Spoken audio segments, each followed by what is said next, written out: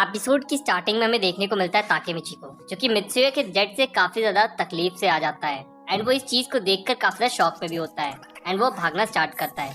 भागते भागते उसे याद आता है कि उसने उस फ्यूनरल में कुछ और भी देखा, मित्सुया की डेथ, जो कि एक बंदूक की गोली से हुई है शायद से। एंड वो सर्च भी करता है वो डेथ किस दिन हुई है एंड इस चीज को न्यूज में भी दिखाया गया है, जिस वजह से उसका दिल बैठ जाता है एंड अब वो याद करता है हमारी हिना को। एंड वो हिना को भी उसी मोमेंट पे याद कर रहा होता है जिस चीज के लिए वो हमेशा से ही अपने आप को कोसता आया है। इसके बाद वो भागते भागते नीचे की तरफ गिर जाता है और अपने ही आप को कोसने लगता है कि उसने फ्यूचर को और अच्छी तरीके से बना सकता था, लेकिन उसने किया नहीं। फाइनली वो अपने घर पर बैठता है, तभी उसे एक फोटो दिखती है एंड ये वही फोटो है जो कि हमने पिछले एपिसोड में देखी थी। वहीं पर हमें देखने को मिलता है ननाटो को एंड ननाटो वहाँ पर आ जाता है, ननाको। वहाँ पर आने के बाद ये लोगों के बीच में डिस्कशन होती है कि तुमने फ्यूचर में क्या चेंज किए हैं, जिस पर वो कहता है उसने काफी कुछ चेंज करने की कोशिश तो करी थी, जहाँ पर उसने बचाने की भी कोशिश करी थी चिफुयू एंड बाकी सभी लोग को। एक्चुअली में इस फोटो के अंदर जो भी व्यक्ति होते हैं वो उन सभी रिलेटेड बात कर रहा होता है एंड अब हमें पता चलता है ये सब कुछ करने वाला हो सकता है कोई और नहीं माइकी हो। एंड माइकी के बारे में भी पूछता है, लेकिन नानाको को बताता है कि माइकी एक रेबल टाइप की चीज करने लगा है, हो सकता है वो अपने ही मेंबर्स को मार रहा हो। एंड इस चीज को सुनकर हमारा जो ताकेमिची होता है वो बहुत ज्यादा शॉक में होता है एंड वो याद करता है माइकी को एंड वो कुछ भी नहीं कहता क्योंकि उसे भरोसा है माइकी के ऊपर। एंड इस चीज को देखने के बाद वो उससे बताता है कि ताइजू की फाइटिंग के दौरान ताइजू को हरा दिया गया था और किसाकी को निकाल दिया गया था उस ग्रुप से, जिसकी वजह से फ्यूचर चेंज हुआ एंड अब माइकी एक रेबल टाइप में हो गया है। यहाँ पर उसे एक लेटर भी मिलता है एंड उस लेटर के अंदर एक चिट्ठी होती है जिस पर लिखा होता है फिलीपींस। एंड फिलीपींस का मतलब ये है कि उस कार के अंदर फिलिपो नाम की एक गाड़ी भी थी। अब ये चीज उसे पिछले एपिसोड में दिखाई गई है जो कि माइकी नहीं दी थी उसे। एंड अब इस चीज को देखने के बाद वो फिलीपींस चला जाता है।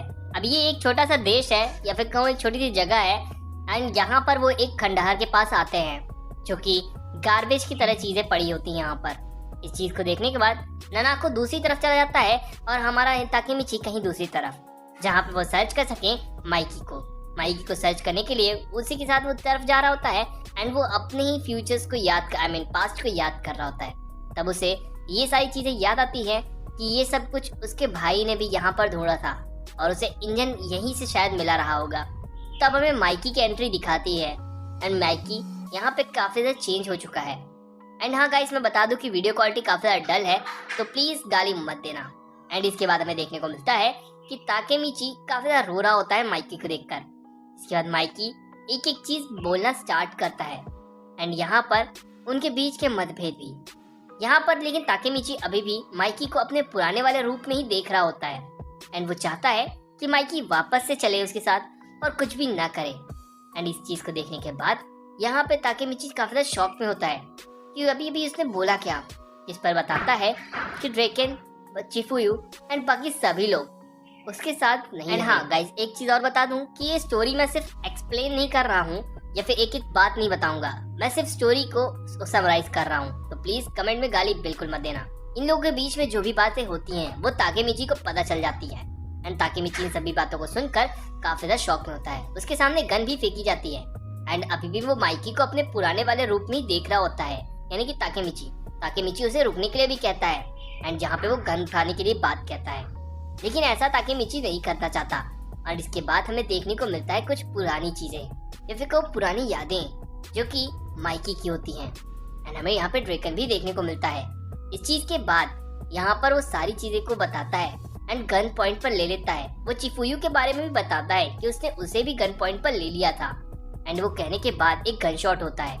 यहाँ पर हमें दिखाया गया है कि वो माइकी से अभी भी बात कर रहा होता है, निशान ना करने की हिदायत देता है।